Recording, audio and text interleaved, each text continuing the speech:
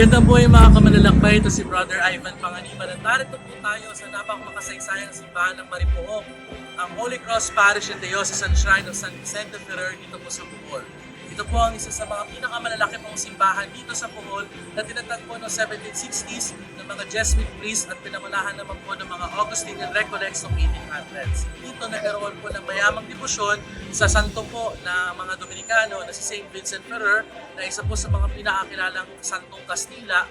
Kaya naman po ito ay nag-produce po dito po sa Bohol ng isang natatanging po ng debosyon.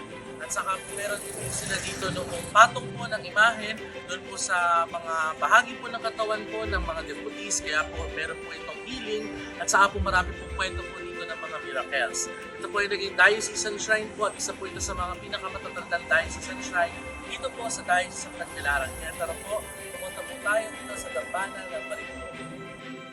Manalangin tayo. Mahal namin poong San Vicente Ferrer, pinagkakaloob mo sa amin ng Ama upang maging huwaran namin. Idalangin mo sa Diyos sa ipagkaloob sa amin ang awa at tulong dito sa hinhiling namin sa iyo, mahal na Santo. Ang pagpapala mo sa Santa Iglesia, ang pagkakasundo ng lahat ng mga Kristiyano, ang pagbabalik loob ng Diyos sa mga dibinyag at kahirapan ng aming bayan. Hinihiling namin ito sa ngalan ni Jesucristo ang aming Panginoon. Amen.